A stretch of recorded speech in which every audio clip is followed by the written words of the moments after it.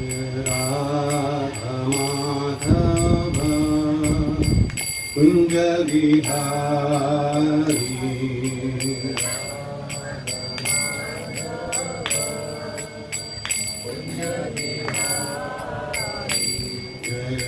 राधा माधव कुंज विहारी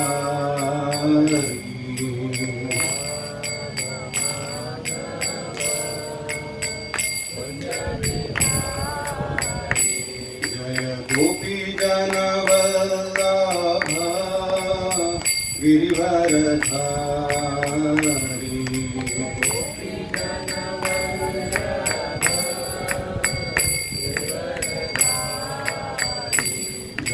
गोपी जना वल्लभ गिरिवरधारी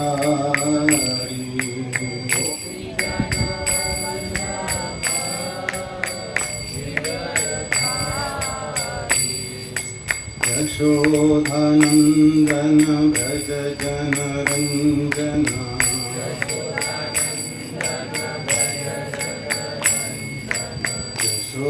यशोधनन्दन व्रज जनरञ्जना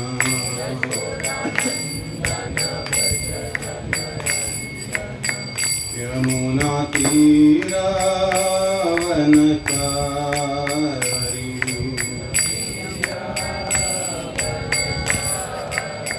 यमुना तीरावनचारी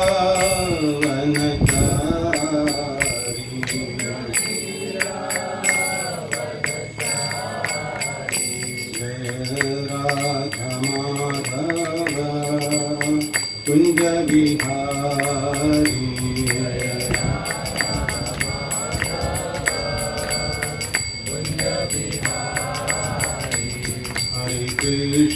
हरे कृष्ण कृष्ण कृष्ण हरे हरे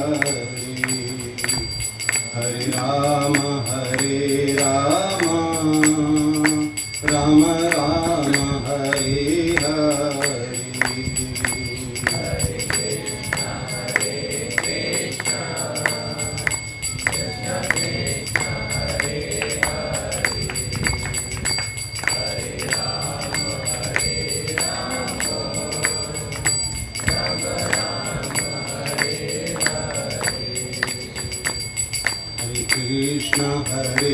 कृष्ण कृष्ण कृष्ण हरे हरे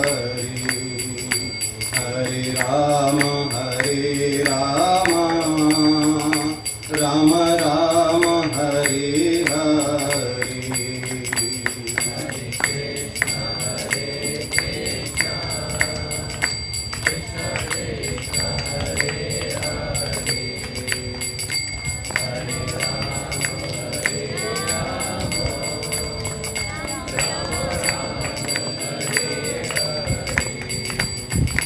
हरे कृष्ण कृष्ण कृष्ण हरे हरे हरे राम राम राम हरे हरे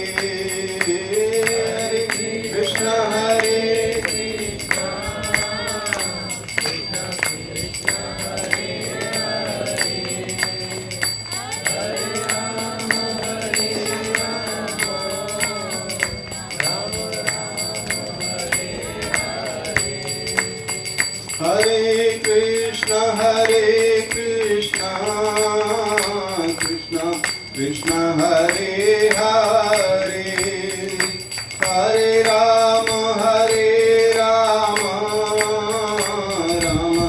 राम हरे हरे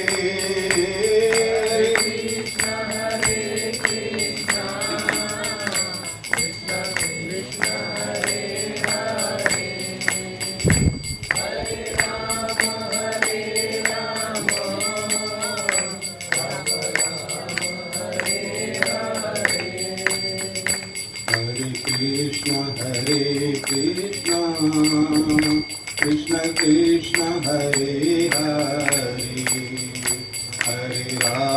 हरे राम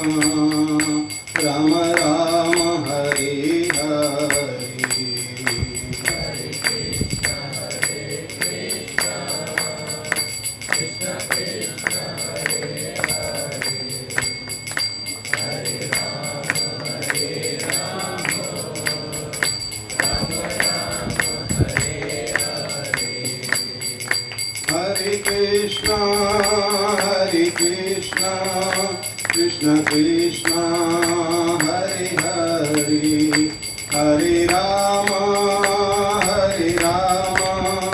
राम राम हरे हरे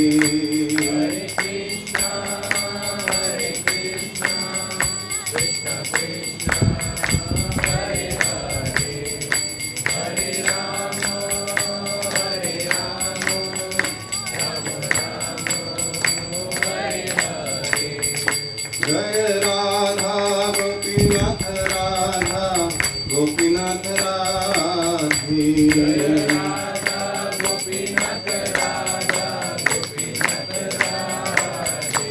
जय राधा रासी हरि राधा रासी हरि राधे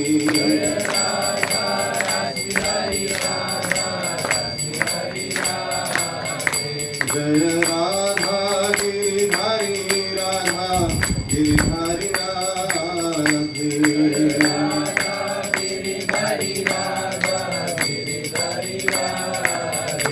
जय गौरानिताय गौरानिताय गौरानिताय जय गौरानिताय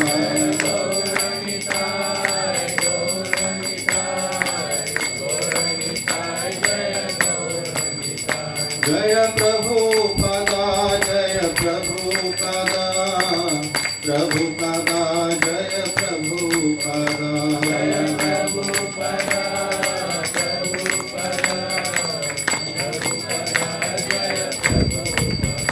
निताय गौर हरि बोल हरि बोल हरि बोल निताय गौर हरि बोल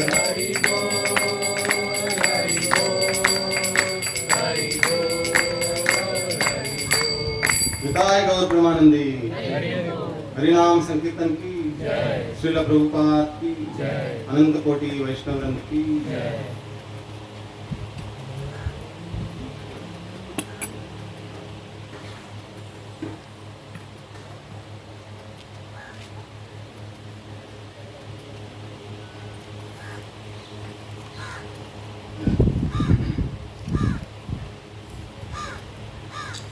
हरे कृष्णा।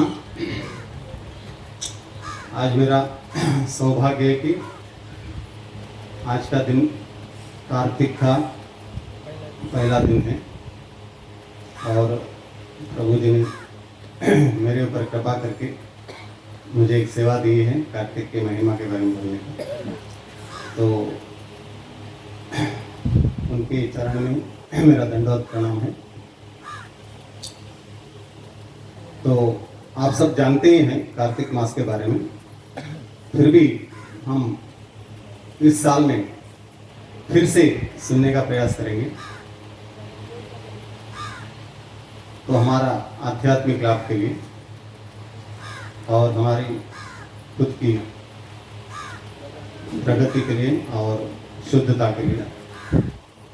तो हम देखते हैं चैतन्य महाप्रभु का लीला में चैतन्य महाप्रभु एक एक लीला को सौ बार सुनते थे, फिर भी उनको और भी आनंद आता था जितना सुनते थे। वैसे ही हम कार्तिक मास का महिमा को इसे बार बार सुनते रहेंगे तो हमारा आध्यात्मिक प्रगति जो है तीव्रता से होगी। कार्तिक मास एक ऐसा मास है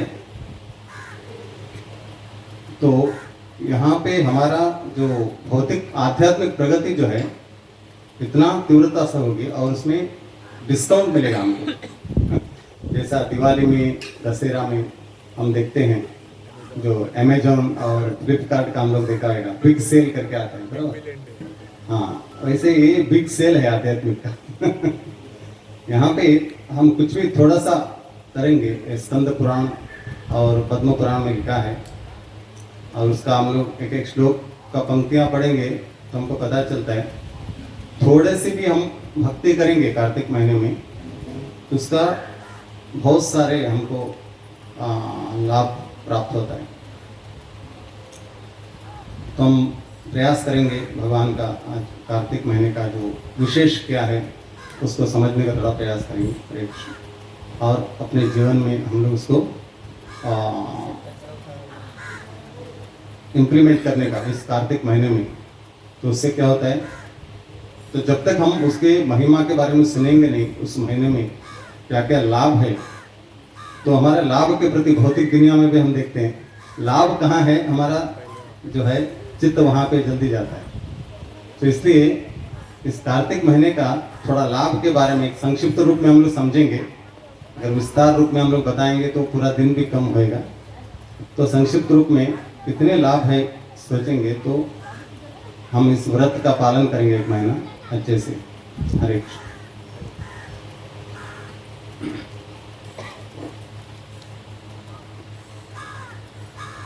यहाँ पीछे बोर्ड में जो एक श्लोक लिखा है वो स्कंद पुराण का श्लोक है।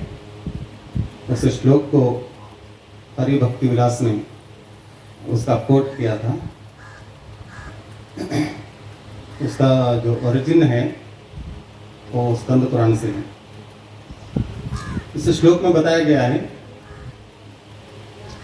न कार्तिक समो मासो न कृतेन समम युगम न वेद सदृशम शास्त्रम न तीर्थ गंगया समम।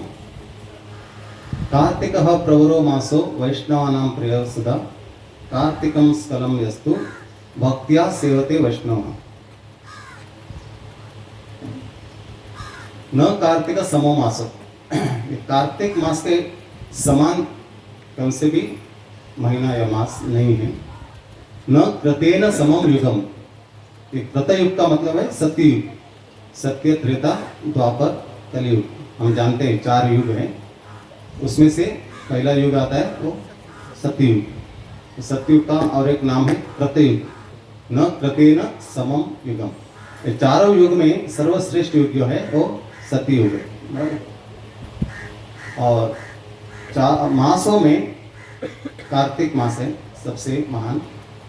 न वेद सदृशम शास्त्रम, पूरे शास्त्र में जो वेद जो है सबसे महान है। न तीर्थ गंगया समम, पूरे तीर्थ में गंगा जो है तो पवित्र सबसे महान माना गया है। कार्तिक प्रवर मासो वैष्णवानां प्रिय सदा, एक कार्तिक मास वैष्णवों के लिए प्रिय है। और भक्ति भाव से वैष्णव इस मास का व्रत पालन करते हैं। खास करके हम देखते हैं इस व्रत को पूरे ब्रजवासी जो है भगवान के सबसे महान भक्त हैं, तो उनके लिए तो हर दिन ही व्रत के जैसे है, क्योंकि हर दिन वो भगवान के स्मरण में रहते हैं। फिर भी वो ब्रजवासी लोग भी इस व्रत को बहुत ही नियम से पालन करते हैं।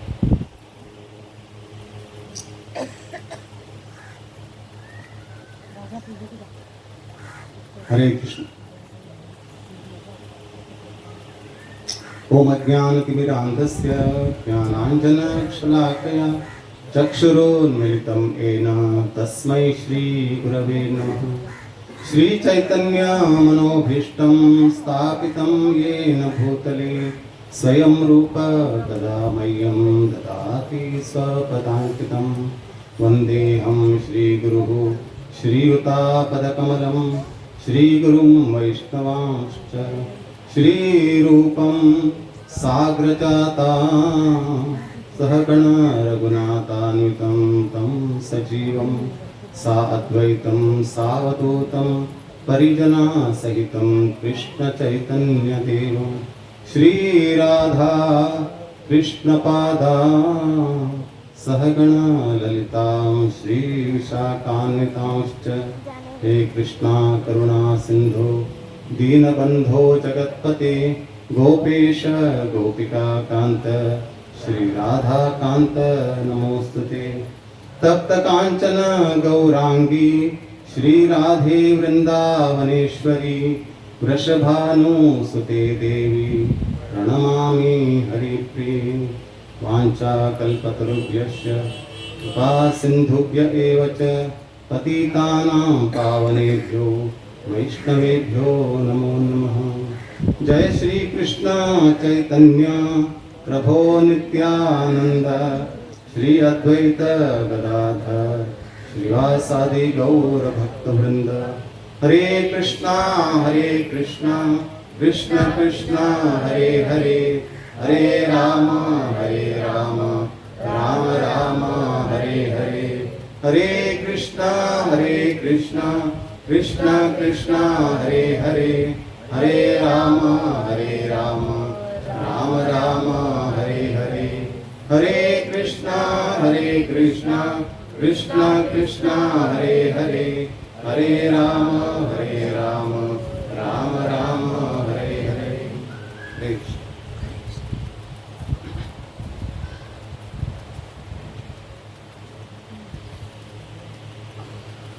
यहाँ पे हम देख सकते हैं स्कंद पुराण जो है, सब पुराण में से सबसे बड़ा पुराण जो है स्कंद पुराण। उसमें 85,000 श्लोका है।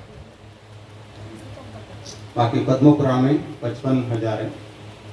वैसे बाकी अलग अलग पुराणों में कम श्लोक है, लेकिन सबसे ज़्यादा श्लोक और सबसे बड़ा जो पुराण है वो स्कंद पुराण। उस स्कंद पुराण में ये जो श्लोक आता है न कार्तिक समो मास, वहाँ पे स्पष्ट रूप से लिखा है कार्तिक मास से बढ़कर कौन सा भी मास नहीं है।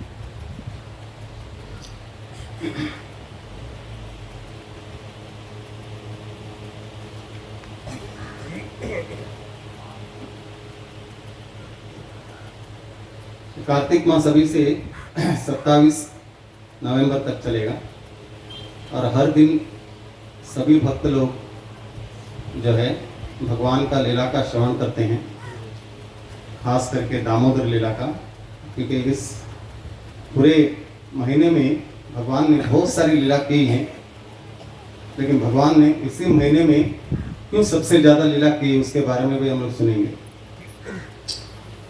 और सबसे जो भक्तों का प्रिय लीला जो है वो दामोदर लीला है। भगवान को वो कल में यशोदा मैया ने बांधा था, इसके लिए इसका नाम भी पड़ा दामोदर मास करके, बराबर। कार्तिक मास भी बोलते हैं और दामोदर मास भी बोलते हैं। भगवान का दामोदर लीला इस महीने में हुई। भगवान का जितने भी नाम है वो उनके लीला से जुड़ित है, बराबर। भगवान के लिए कोई अलग से नामकरण नहीं होता है से हम जैसे जीव आते हैं उनको नामकरण करते हैं, बराबर। क्योंकि भगवान जो अजन्मा है, भगवान लीला करने के लिए अवतरित होते हैं, इसके लिए उनका नाम कैसे आते हैं, उनका लीला से आता है, बराबर। यशोदा के पुत्र बन के आए तो यशोदा नंदन, बराबर। और अलग अलग जैसे दामोदर लीला है, केशी राक्षस को मारा केशव है, बराबर। गोवर्धन को तोड़ा गिरिधारी, बराबर। ऐसे बहुत सारे भगवान का नाम है, उनके लीला से जुड़ित है।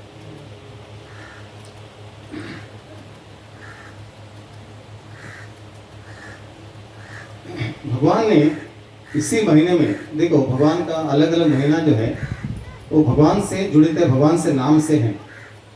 केशव मास, माधव मास, आप अगर कैलेंडर में देखेंगे हर एक नाम मास का भगवान का नाम से लिखा है। केशव मास, माधव मास, श्रीधर मास, दामोदर मास, ऋषिकेश मास, बराबर। हर एक मास जो है भगवान का नाम से जुड़ित है। फिर भी भगवान ने सबसे ज़्यादा लीला है और महत्वपूर्ण लीला है और सबसे महान जो लीला है वो करने के लिए कार्तिक मास से चुना है, बराबर। इसका ये मास का और एक नाम है ऊर्जा मंत्र, बराबर। ऊर्जेश्वरी जो है राधा रानी है, उसका नाम से भी इस मास को जाना जाता है। तो और कार्तिक भी है और राधा रानी का नाम से ही इस महीने को कार्तिक नाम आया है, क्योंकि राधा रानी का जो माता का नाम है कीर्तिदा, बराबर। कीर्तिदा माता जी के पुत्री होने के कारण इनका नाम था कृतिका। आप अगर राधा सहस्र नाम में देखेंगे, एक राधा रानी का नाम है वो कृतिका करके, बराबर। वो कृतिका से इस महीने का नाम होता है कार्तिक, बराबर।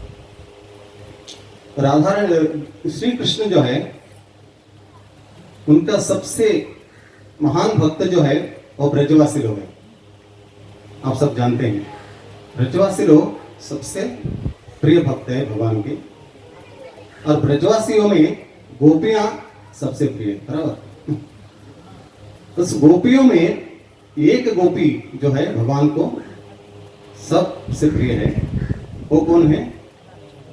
श्रीमती राधा रानी, बराबर। और उसी का ये जो महीना है, तो इसलिए भगवान इस महीने में सबसे ज्यादा जो महत्वपूर्ण लीला जो है इस महीने में करते हैं। हम देखते हैं इस महीने में भगवान ने कौन से जो लीला हैं आते हैं।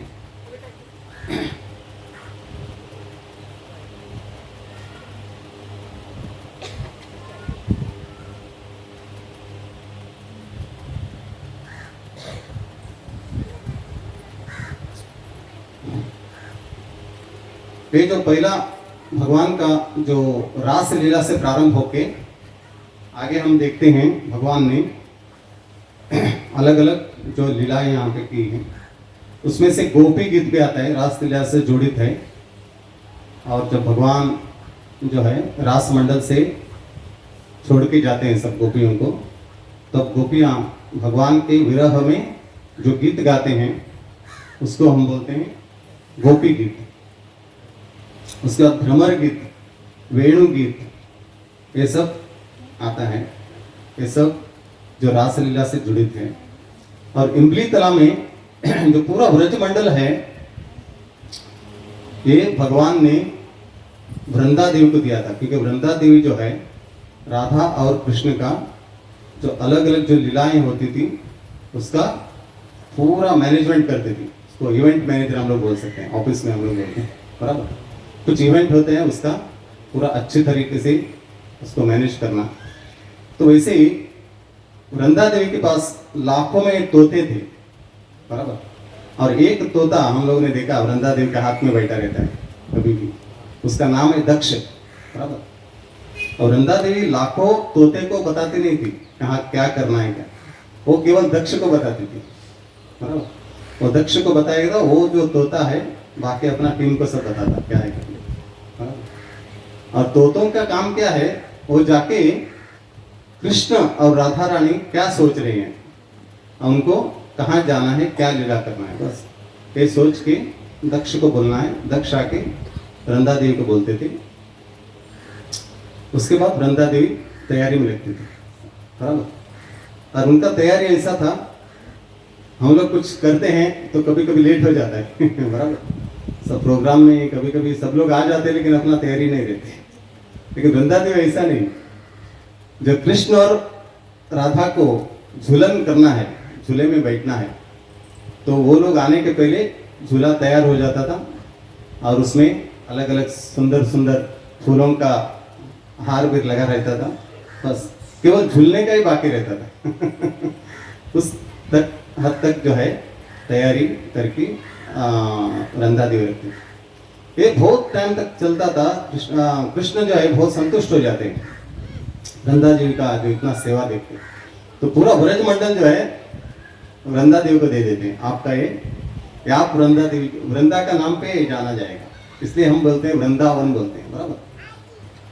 तो लेकिन वृंदा देवी सस्ते में तो एक सेवकी हूँ, बराबर। इसका जो रानी जो है वो राधा रानी है, बराबर। तो इसलिए वो है व्रजेश्वरी, बराबर। व्रज का महान रानी जो है वो राधा रानी होना चाहिए। इसलिए उस दिन जो है जो इमली तला के यहाँ पे राधा रानी का बहुत बड़ा अभिषेक होके उनको रानी का पद देते हैं, व्रजेश्वरी, बराबर। वो भी लीला जो है इसी मास में हुआ था। तो दूसरा भी इमली तला में जो भगवान रास मंडल से आते हैं और इमली तला के यहाँ पे बैठ जाते हैं, बराबर। तो वहाँ पे राधा रानी और गोपियाँ कृष्ण के बारे में सोच रही है, और यहाँ पे कृष्ण राधा रानी के बारे में सोचते सोचते उनका जो कलर जो है वो सफेद हो जाता है, बराबर, इमली तालाब।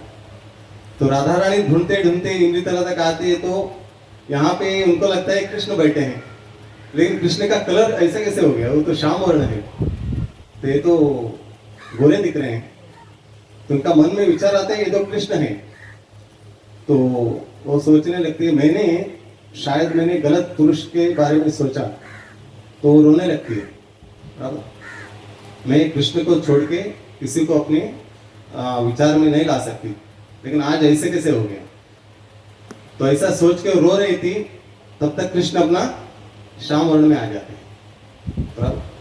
तभी वो बताते हैं ये जो मेरा गौरव वर्ण था वो आपके ध्यान से के कारण हुआ, और यही गौरव वर्ण से मैं कलयुग में गौरंग रूप में आने वाला हूं। क्योंकि आपका जो भक्ति है और आपका जो सेवा है उससे आपको इतना आनंद मिल रहा है, तो वो आनंद क्या है वो जानना है मुझे। मैं सब कुछ जानता हूं, लेकिन एक चीज नहीं जानता हूं, जो आपको मेरा सेवा करने से जो आनंद मिलता है उसका अनुभव मुझे नहीं है। इसके लिए राधा रानी का भाव लेके स्वयं कृष्ण चैतन्य महाप्रभु के रूप में आते हैं। इसलिए श्री कृष्ण चैतन्य राधा कृष्ण नाय है अन्य। हम बोलते हैं कृष्ण जो है वो राधा और कृष्ण का दोनों का रूप है, स्वरूप है, बराबर। शरीर से कृष्ण है और जो भाव से राधा रानी। ये जो है इमली तला का लीला जो है, दो वहां की लीला हुई थी। उसके बाद गोवर्धन लीला, भगवान ने गिरिराज का धारण किया था, बराबर, 7 दिन और 7 रात को। और वहां पे भगवान ने पहली परिक्रमा, हम लोग जाते हैं गोवर्धन परिक्रमा करते हैं, लेकिन पहले परिक्रमा किसने किया था, अगर किसी ने प्रश्न पूछा तो कृष्ण ने अपने जो ब्रजवासियों के साथ पहला परिक्रमा किया था, और फर्स्ट अन्नकूट जो है वहां पे हुआ। उसके बाद बहुलाष्टमी, एक बहुला करके गाय थी, तो भगवान से बहुत ही, भगवान को वो गाय इतना प्रिय थी कि उन्होंने उस वन को बहुला वन रख दिया। क्योंकि वो गाय जो है उसका आपने स्टोरी सुना होगा, जो एक वाघ जो है, क्या बोलते हैं, टाइगर, उसको खाने आते हैं, तो बोलते मैं घर जाके आती हूँ, मेरा जो बछड़ा है घर पे है, तो उनको दूध बीत पिला के मैं आती हूँ, उसके बाद आपका भोजन बनूंगी, बराबर। जैसे उन्होंने बोला वैसे ही करती हो, तो कृष्ण बहुत संतुष्ट हो जाते हैं। बाद में वो शेर भी जो है उनको आते नहीं, वो भी संतुष्ट हो जाते हैं उनका जो वचन देख के। तो कृष्ण जो है उस वन का नाम ही भौल वन रखते हैं, और उस भौल वन में राधा कुंड, श्याम कुंड भी उसी वन में आता है, इसलिए वो सबसे श्रेष्ठ वन उसको माना जाता है। ये बहुलाष्टमी का लीला, और उसी वक्त जो है वो राधा कुंड और श्याम कुंड का आविर्भाव भी वहां पे हुआ था। जो अरिष्टासुर का वध किया था भगवान ने, अरिष्टासुर एक बैल के रूप में आए थे,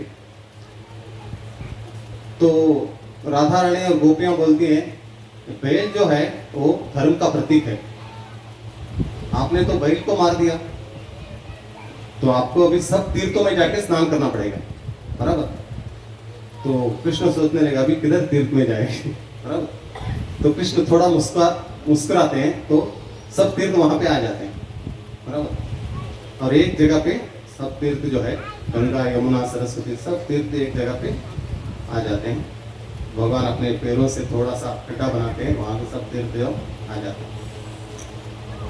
तो भगवान जो है उसमें जो स्नान करते हैं, बोलते मैं तो अभी शुद्ध हो गया है, बराबर। लेकिन आप लोगों ने अरिष्टासुर का तारीफ किया था, बराबर, अरिष्टासुर का तरफ लिया था। वो जो है सबसे बड़ा राक्षस है, भले वो बैल के रूप में आए थे, लेकिन कौन थे, राक्षस थे, लेकिन उनके तरफ लेने के कारण आपको भी, आप लोगों को भी जो है तीर्थ स्नान करना पड़ेगा। तो आप इतना परेशान होने का जरूरत नहीं, ऑलरेडी मेरा श्याम कुंड बना है, बराबर। यहाँ पे आप डुबकी लगाओ, हो गया तीर्थ स्नान।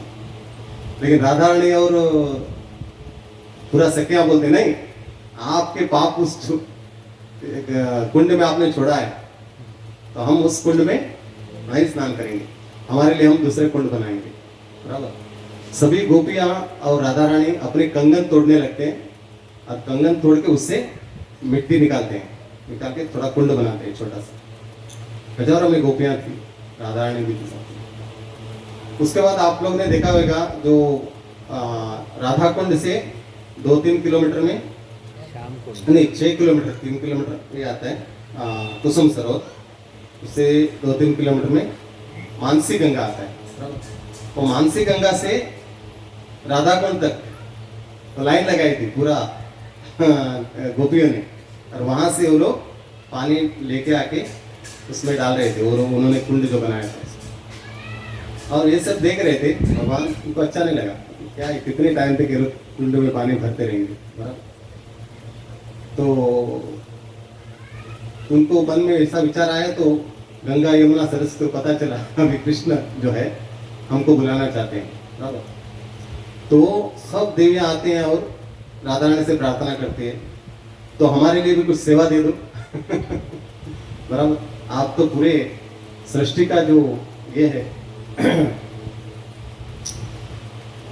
तो आप हमारे लिए जो सेवा दे दो। हमने भगवान का भी किया और आपके लिए भी थोड़ा सेवा करना चाहते हैं। तो राधा रानी मान लेती है, चलो आ जाओ सब तीर्थ जो वहां पे आ जाते हैं। तो वहां पे जो राधा कुंड बनता है, राधा रानी ने बनाया हुआ कुंड, और ये कृष्ण ने बनाया हुआ कुंड, उसको श्याम कुंड बोलते हैं, बराबर। उस दोनों कुंड बनता है, वो भी इसी जो कार्तिक महीने में हुआ था लीला। तो उसके आगे नरक चतुर्दशी, बराबर, नरकासुर का जो वध किया था। और दीपावली, दीपावली जो है पूरे अयोध्या में जब राम जो है दशमी का दिन तो विजयी हुआ था रावण को मार के, बराबर। और उससे जो आते हैं अयोध्या में, तभी दीपावली का दिन था। सब जगह पे दीपोत्सव मनाया था अयोध्या वासी ने, राम जो लौट के आए। और उखल बंद लीला, बराबर, वो भी इसी महीने में हुआ था। उसको हम लोग बोलते हैं दामोदर लीला। उखल के ऊपर चढ़ के भगवान ने अपने घर पे माखन चोरी की थी, बराबर। भगवान जो माखन चोरी करते थे, लेकिन यशोदा मैया कभी मानती नहीं थी। हमारे घर पे 9 लाख गैया है, और उसमें से 10 जो गाय है वो स्पेशल गाय थी, उसका नाम था पद्मगंधा। और उसके लिए घास भी अलग था, स्पेशल था, पद्मगंधा घास। उसमें से वो कमल का खुशबू आता था, बराबर। वो घास खाने की वजह से गायों के अंग से भी कमल का खुशबू आता, इसके लिए उनका नाम भी पद्मगंधा, बराबर। और ऐसे गायों का दूध, दही सब मैं देता हूँ, माखन भी देती हूँ, फिर भी एक क्यों जाएगा सबके घर में माखन चोरी करने, बराबर। वो कोई विश्वास नहीं करते। लेकिन अभी क्या हो गया, अपने ही घर पे एक, इसलिए वो दिवाली का दिन जो है दामोदर लीला हुआ था, वो दिवाली का दिन था। वो सोच रही थी इनको माखन खिलाने में कुछ तो गड़बड़ होती होगी, बराबर, क्योंकि खुद नहीं खिलाती थी माखन, उनके लिए बहुत सारे अलग अलग सेवकियां थी, बराबर, और दासियां थी। दासियां जो है उनको नहलाना, ड्रेसिंग करना और माखन खिलाना, वो सब वो लोग करते थे। यशोदा मैया सोची आज मैं स्वयं करती हूँ सब कुछ इसलिए वो भागवत में श्लोक में भी स्वयं दधि मंथन ऐसा लिखा है। स्वयं का मतलब है इतना दिन जो है, इतना दिन जो है वो स्वयं नहीं कर रही थी, दासियां सब कर रहे थे। कुछ ये लोग ठीक से नहीं दे रहे होंगे, इसलिए वो बाहर जाके चोरी करते होंगे, बराबर। आज मैं खुद अपने हाथों से सब कुछ बना के भगवान को खिलाऊंगी। तो खुद बैठी थी और सब कुछ जो है ठीक से कर रही थी। तो उस टाइम जो है ये दामोदर लीला, तो भगवान अपने घर में जाके माखन चोरी करते हैं। एक दिन जो है दामोदर अष्टकम पर जो चर्चा होगी तब विस्तार रूप में इसके बारे में बताया जाएगा। तो ये दामोदर लीला जो है इसी महीने में जो हुआ था। और गोपाष्टमी भगवान जो 5 साल के हुए थे उस वक्त भगवान को सब लोग चिढ़ाते थे, आप अभी तक बछड़े को लेके जा रहे हो, आप गैयों को लेके कभी जाओगे? क्योंकि बछड़े को जब लेके जाते थे उनका एक लिमिट था। तो यशोदा मैया अपने छत के ऊपर से अपना क्या बोलते उसको गैलरी के ऊपर खड़ा रह के वो देखती थी। जब तक यशोदा मैया का नजर जाते तब वो बॉर्डर था कृष्ण के लिए उससे आगे वो नहीं जा सकता था बछड़े को लेके, क्योंकि वो देखती रहती थी कृष्ण कहाँ कहाँ है, क्या कुछ हुआ नहीं। तो वो बॉर्डर था उनके लिए। जो गैयों को लेके वन में सब लोग जाते थे बड़े लोग, लेकिन ये बच्चे लोग के लिए वही जगह था। तो सब लोग बोलते हैं आप कब तक, अभी तो आप 5 साल के हो गए, 5 साल के होने के बाद है ना, बड़े होने के बाद तो उनको गैया के साथ जाने के लिए देते थे। तो ये जो है दिन है वो भगवान को, कृष्ण और बलराम को यशोदा मैया नंद बाबा गैयों को चराने के लिए देते हैं, उस दिन है। वो भी ये कार्तिक महीने में हुआ था। और बलि प्रतिपदा, बलि महाराज एक बार पृथ्वी पे आते हैं रसातल से, वो एक दिन है। और भाई दूज यम द्वितीया बोलते हैं, ये यमराज जी है, यमुना जी का भाई है, बराबर। तो यमुना जी से मिलने आते हैं और यमुना जी भाई बहन का हाथ से बनाया हुआ भोजन खाते हैं, बराबर। इसलिए जो भी कृष्ण का भक्ति करते हैं, यमुना स्नान करते हैं, यमुना देवी से पूजन करते हैं, तो यमराज उनके पीछे नहीं पड़ेंगे, बराबर। मेरा भाई बहन का भक्त है, बराबर, और मेरा जीजा जी का भक्त है कृष्ण तो जीजा जी हो गए, यमुना जी बहन, बराबर। तो इसलिए कृष्ण जो है यमराज जी बोलते हैं अरे ये तो भक्त है, ये तो मेरे बहन के शुद्ध भक्त हैं। यमराज जी कभी अपने दूतों को भेजेंगे नहीं भक्तों को। ऐसे भी शास्त्र में बताया गया है, जो भी कंठी माला पहनते हैं और तिलक धारण करते हैं उनके पास यमदूतों को जाना मना है बोल के रखा है यमराज जी ने। इसलिए प्रभुपाद बोलते थे हर वक्त जो है हमारा गले में कंठी और सर पे तिलक रहना चाहिए। कभी कभी लोग बोलते हैं अरे आप तो ढोंगी भक्त हैं, खाली तिलक लगाते हैं और कंठी माला लगाते हैं। जो बोलने वाले बोलने दो हमको करना है तो वो हमारे लिए अस्त्र है भक्तों के लिए, बराबर। अगर सोचो आप ट्रेन में जा रहे हो, बराबर, अगर आप भक्ति में आने के पहले बहुत ही गालियां वगैरह देते थे, बराबर, तो ऐसे ही कुछ वहाँ पे ऐसा माहौल हो गया तो आपको मन में भी आता है इसको मैं गाली दूं बराबर। लेकिन आप सोचेंगे मेरा गले में कंठी है और सर पे तिलक है, बराबर, गाली दो कि मत दो अगर मैं दूंगा तो बोलेंगे अरे हरे कृष्णा वाले देखो तिलक विलक लगाते हैं, गाली देते हैं। बाकी किसी को नहीं बोलेंगे, वो लोग 1000 गालियां देंगे तो उनको नहीं बोलेंगे। लेकिन आप तिलक लगा के अगर गाली देंगे तो आपको जरूर बोलेंगे, बराबर। उससे क्या होता है, ये कंट्रोल में आता है सब, बराबर। गालियां बंद हो जाती है, बराबर, गुस्सा करना, प्रजल्प करना, सब कुछ बंद हो जाते हैं। कभी अगर हम लोग तिलक पहनेंगे और कंठी माला पहनेंगे तभी। इसलिए ऐसा सोचना नहीं चाहिए मैंने तिलक लगाए तो मैं शुद्ध भक्त, ऐसा लोग बोलेंगे, ऐसा नहीं। वो एक हमारा अस्त्र है, तो अस्त्र साथ में लेके जाएंगे तो हमारा भक्ति में हम लोग टिके रहेंगे। हरे कृष्ण। ये है जो यमराज जी है हमारे मित्र बन जाते हैं। आज भी देखते हैं जो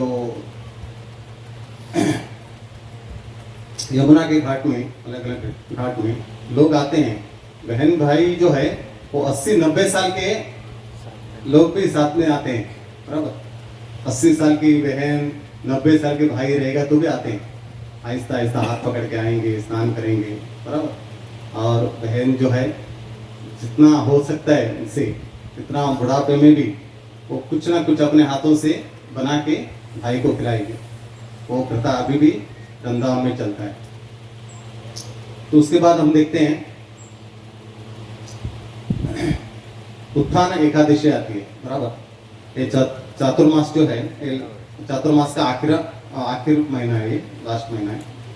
जो चातुर्मास में हम देखते हैं भगवान जो है शयना एकादशी से चातुर्मास चालू होता है, भगवान सो जाते हैं, योग निद्रा में रहते हैं। उसके बाद अभी उत्थान एकादशी का मतलब है भगवान उठ जाते हैं, देवी देवता भगवान सब उठ जाते हैं। और द्वादशी का दिन रथ यात्रा होती है। और एकादशी से पूर्णिमा तक 5 दिन जो है उसको हम लोग भीष्म पंचक बोलते हैं, बराबर। और भीष्म पंचक जो है, भीष्मदेव जी अपना शरीर त्यागने से पहले उन्होंने सोचा था मुझे कृष्ण का दर्शन लेना है, कृष्ण का दर्शन लेते लेते मैं अपना शरीर को त्यागूं, लेकिन मुझे थोड़ा व्रत करना पड़ेगा, बराबर।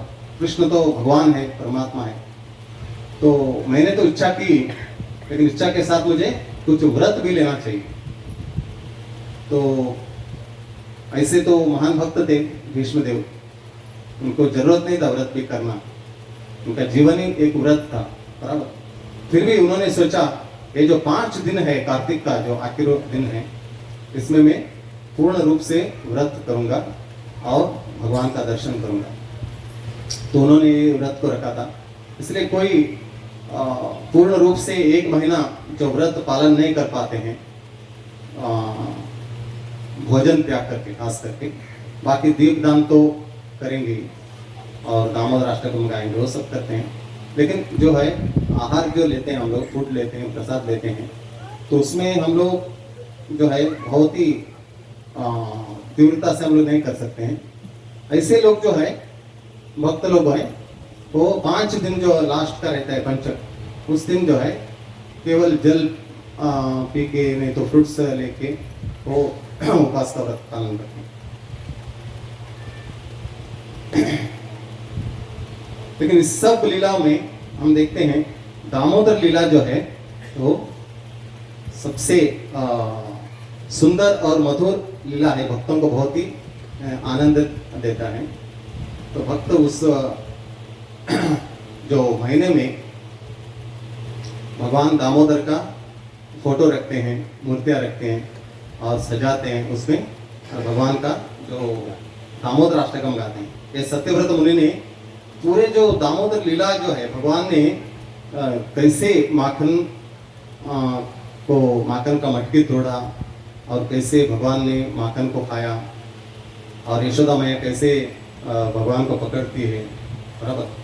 और भगवान का जैसे यशोदा मैया का हाथ में जो क्या बोलते हैं उसको, छड़ी दिखती है, देखते हैं कृष्ण, उनका जो भाव क्या था, वो सब इतना सुंदर रूप से अष्टक के रूप में ये सत्यव्रत मुनि ने लिखा है।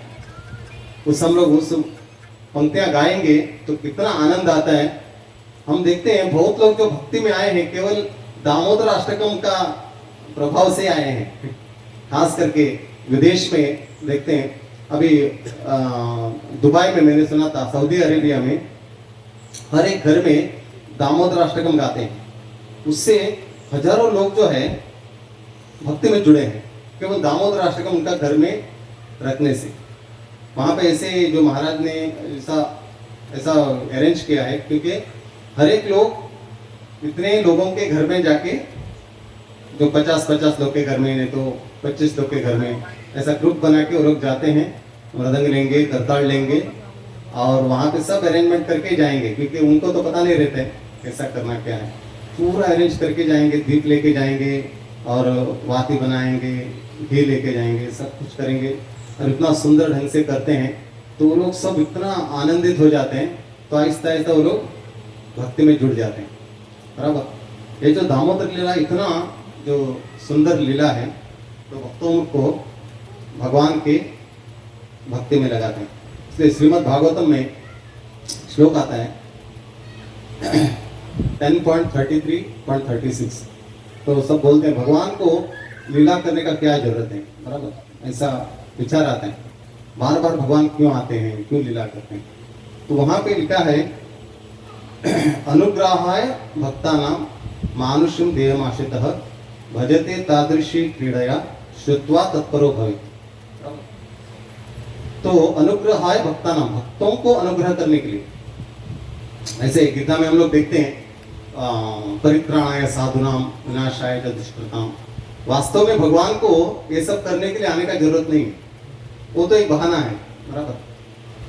जैसे चैतन्य महाप्रभु आए थे, बराबर, हरिनाम प्रचार करने के लिए, वो किसी के रूप से, जैसे प्रभुपाद को शक्ति देके पूरा वर्ल्ड में हरिनाम, उनके भक्तों को भी शक्ति देके कर सकते हैं, जैसे हम लोग ने प्रभुपाद को देखा। तो फिर भी चैतन्य महाप्रभु आए हरिनाम देने के लिए, बराबर, लेकिन उनका उद्देश्य क्या था, अलग था। वो राधा रानी का भाव को जानने के लिए आए थे, साथ साथ में एक बहाना था कि हरिनाम देना, नहीं तो हरिनाम तो भक्तों के माध्यम से भी वो दिला सकते हैं। तो वैसे ही यहाँ पे भगवान भी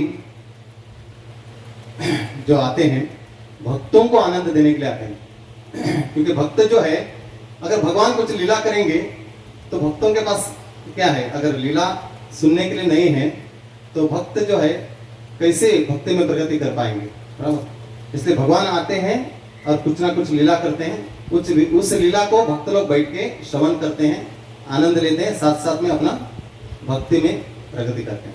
इसलिए भगवान बार बार आते हैं और लीला करते हैं। इसीलिए श्रीमद् भागवतम में श्लोक को लिखा है अनुग्रहाय भक्तानां मानुष्यम देहमाश्रितम्। और इस महीने में हमें कुछ व्रत जो है वो पालन करना है, खास करके बहुत सारे व्रत है इस महीने में, लेकिन सरल और सुंदर जो है रूप से हम लोग छोटा सा व्रत भी पालन करेंगे तो हम इस महीने में बहुत सारा भक्ति का जो लाभ उठा सकते हैं।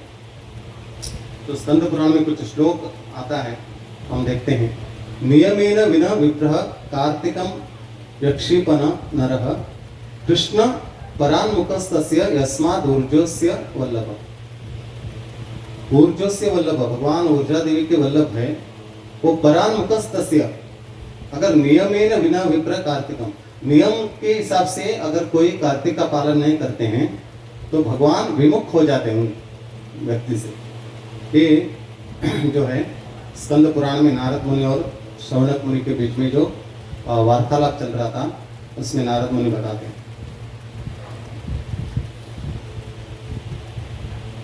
कल्पकोटि सहस्राणि पातकानि बहुनि अपि निमिषार्धेन दीपस्य विलयम यान्ति कार्तिके। कल्पकोटि सहस्राणि पातकानि, बहुत सारे कोट्यांतर जन्मों में हम लोग ने कुछ पाप कृत्य किया है, तो निमेषार्धेन दीपस्य, बराबर, एक छोटा सा समय, निमिषार्ध का मतलब है छोटा सा समय, भगवान के सामने दीप का दान करेंगे हम लोग।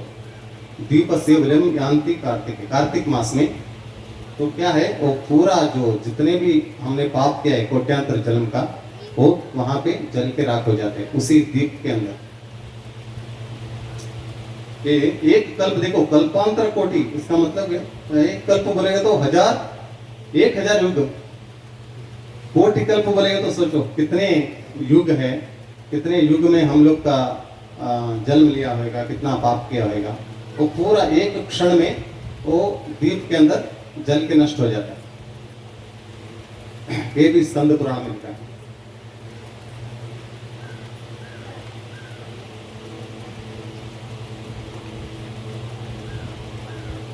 और एक श्लोक है, एकादशम परेर्दत्तम दीपम प्रज्वल्य मूषिक मनुष्यम दुर्लभम प्राप्य परम गतिम अवापस। ये मूषिक का आप लोग ने स्टोरी सुना होगा पहले भी, ये पद्म पुराण में, ये स्कंद पुराण में बता रहे हैं, लेकिन इसका जो स्टोरी है वो पद्म पुराण में नारद मुनि ने सुना था, उसको यहाँ पे स्कंद पुराण में वापस वो रिपीट कर रहे हैं। वो मूषिक का ऐसा है, भगवान का कार्तिक महीने में भक्तों ने भगवान को दीप लगाया था, घी डाल के उसमें, दीप लगा के वहां पे रखे गए थे, और एक मूषिक आता है, चूहा बराबर, वो दीप दान करने के लिए नहीं आया था। किसके लिए आया था? घी खाने के लिए आया था, बराबर। जब घी खाने के लिए वो बाती को पकड़ते हैं तो बाती उसमें मुंह में चिपक जाते हैं, वो डर के आग को डर के घूमने लगते हैं यहाँ पे। तो एक चक्कर लगाए तो दीपदान हो गया भगवान को, बराबर। और मूषिक जो है भगवत धाम को प्राप्ति करता है। ये जो नारद मुनि पद्म पुराण में सुना हुआ चीज को स्कंद पुराण में यहाँ पे बता रहे हैं श्रवणक मुनि को, ऋषि को। देखो, केवल मूषिक आया था वो दीप दान करने के लिए नहीं, वो घी खाने के लिए आया था। लेकिन भगवान ने उनका जो ये देख के उन्होंने जो ये किया, उसको भगवान ने दीप दान समझ के लिया अरे इन्होंने मुझे दीप दान दिखाया, बस। ऐसे इंटेंस से हम लोग नहीं किया तो भी भगवान उसको लेते हैं। अगर हम लोग भगवान को दीप दिखाना है, बराबर, श्रद्धा से प्रामाणिक रूप से हम भगवान को दीप दिखाएंगे तो भगवान कितना संतुष्ट होंगे, सोच सकते हैं। और उसी दीप जो है, दीप दिखाने का मतलब है उस दीप में, दीप का अग्नि में सभी पाप जो है आके नष्ट हो जाता है। इसलिए ये कार्तिक महीने में भक्त लोग जो है सुबह और शाम दोनों टाइम वक्त जो है भगवान को दीप दिखाते हैं। खास करके असली घी से आप दीप दिखाइए, क्योंकि क्या होता है, असली जो घी है उससे वातावरण में जो क्या होता है, पॉजिटिविटी आ जाता है, बराबर। और आप लोग को हरे कृष्णा मंदिर में और वाड़ा में मिलेगा, नहीं तो भक्ति वेदांत हॉस्पिटल में भी जो सामने जो शॉप है उसमें मिलेगा। भले उसका जो कीमत बहुत रहेगा, लेकिन एक कम से कम हम लोग कार्तिक महीने में उस घी को लाके, जो गाय को तकलीफ न देते हुए दूध निकाल के उससे जो घी बनाया गया है, उस घी से अगर हम लोग भगवान को दीप लगाते हैं, उससे ज़्यादा हमको बेनिफिट मिलेगा। हरे कृष्णा। और किसी का कुछ प्रश्न है?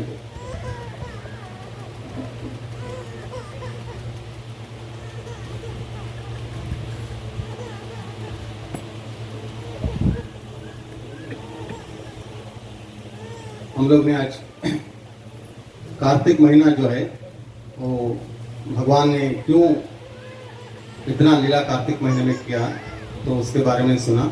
क्योंकि कार्तिक महीना राधा रानी का प्रतीक है और राधा रानी का नाम से जाना जाता है, और भगवान को सबसे प्रिय है वो राधा रानी है, बराबर। इसलिए राधा रानी का जो महीने में भगवान ने सबसे महत्वपूर्ण लीला जो की है, तो उसके बारे में बाद में हम लोग ने सुना कि कार्तिक महीने में कितने अलग अलग प्रकार के त्यौहार आते हैं, हम लोग मनाते हैं, उसके बारे में। और कार्तिक महीने में खास करके लोग धाम में जाके वास करते हैं, ब्रजमंडल में जाके। बहुत लोग जो है अलग अलग प्रांत से आते हैं और कार्तिक महीने 1 दिन के लिए, 2 दिन के लिए, 10 दिन के लिए वहाँ पे आके रहते हैं, क्योंकि धामवास वो सबसे महत्वपूर्ण जो मास जो है कार्तिक मास है। उस मास में आके धाम में वास करना सबसे श्रेष्ठ है, इसलिए बहुत लोग आते हैं वहाँ पे वास करते हैं। तो हमारे भी मंदिर से यात्रा जाती है अलग अलग धाम में, तो इसलिए कार्तिक में किसी को टिकट मिलता नहीं ट्रेन का बराबर। वहाँ पे हम लोग रूम बुक करते हैं तो रूम भी मिलता नहीं है, तो इसलिए हम लोग समझ सकते हैं कितने लोग जाते हैं कार्तिक महीने।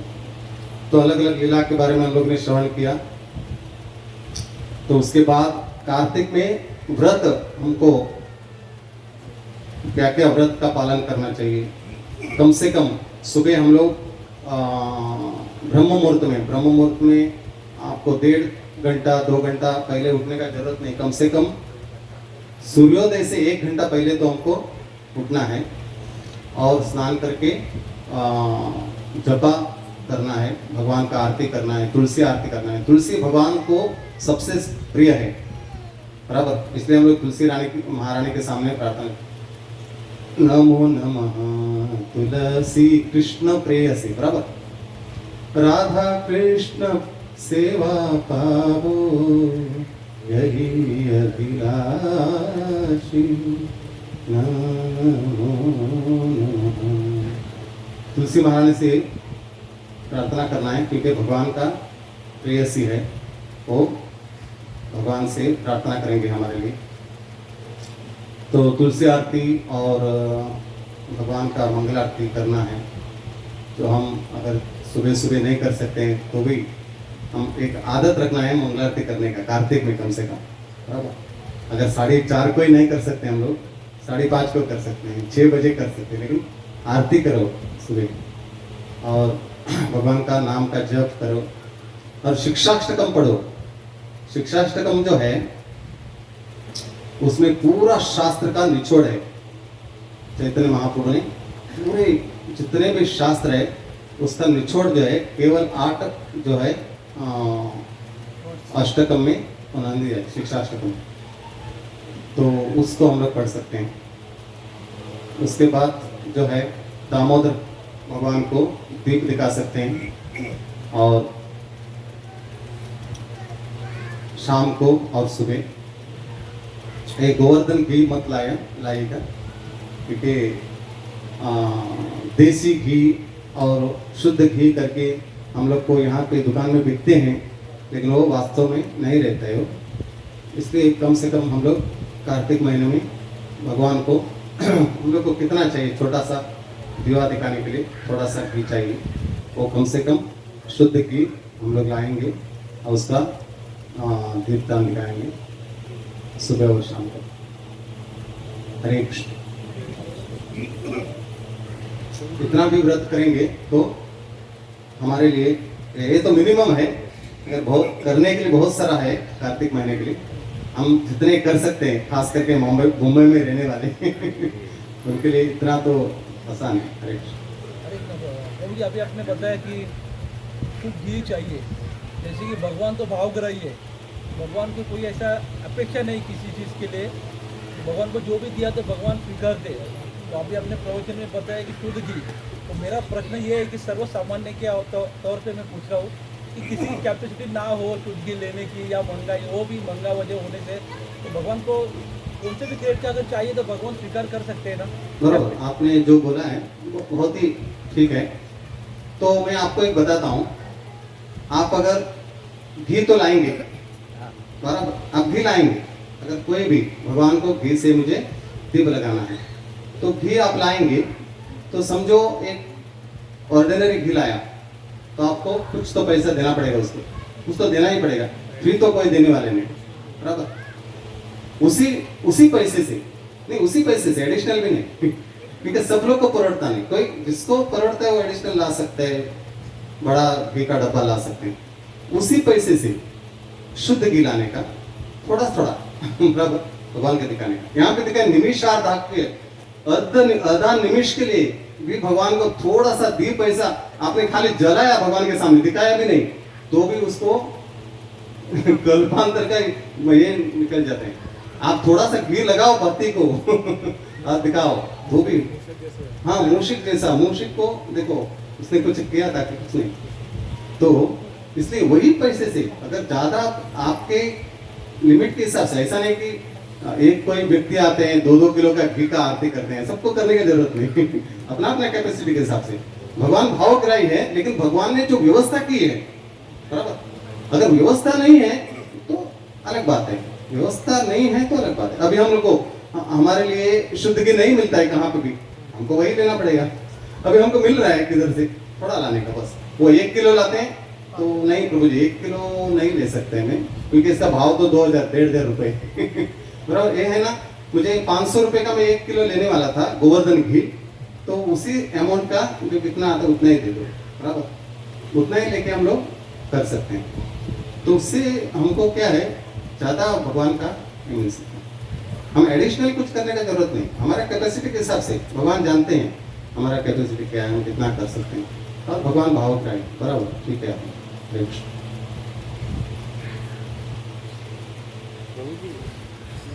भगवत गीता में कृष्ण भगवान ने तो बोला कि मासों मतलब महीनों में कौन सा मास पुरुषोत्तम मास में भगवान जो है पुरुषोत्तम मास है, बराबर। ये कार्तिक मास ऐसा बताया गया कि पुरुषोत्तम मास से भी श्रेष्ठ है, क्योंकि कार्तिक मास जो है वो राधा रानी का महीना है, बराबर। राधा रानी जो है भगवान से श्रेष्ठ है, भगवान उनको अपने से श्रेष्ठ मानते हैं, पुरुषोत्तम बराबर। मास से भी ये ज़्यादा हाँ, भगवान राधा रानी को है अपने से भी श्रेष्ठ मानते हैं, बराबर। राधा रानी भगवान को श्रेष्ठ मानती है, लेकिन राधा रानी का धूल लेने के लिए भगवान लालायित रहते हैं, सोचो। राधा रानी का भाव के लिए चैतन्य महाप्रभु बन के आए हैं भगवान।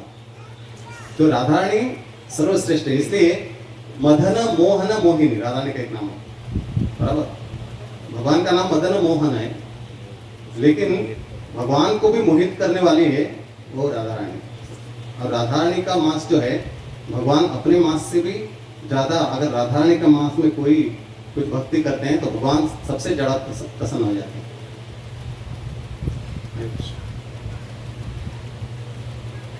इसीलिए हम देखते हैं ना, कृष्ण बोलेंगे अगर वृंदावन में जाएंगे कृष्ण नहीं मिलेंगे आपको, वहां पे राधे राधे बोलना है। राधे चाहे आप मथुरा में जाओ, नंदगांव में जाओ, कृष्ण के गांव में भी आप जाओ, वहां पे भी आपको राधे ही बोलना पड़ेगा। ईशा वाला भी राधे राधे। मथुरा जाओ, वृंदावन जाओ, नंदगांव जाओ, ब्रज का कौन से भी गले में आप जाएंगे तो वहां पे आपको राधे ही बोलना पड़ेगा, तो ही कृष्ण मिलेंगे।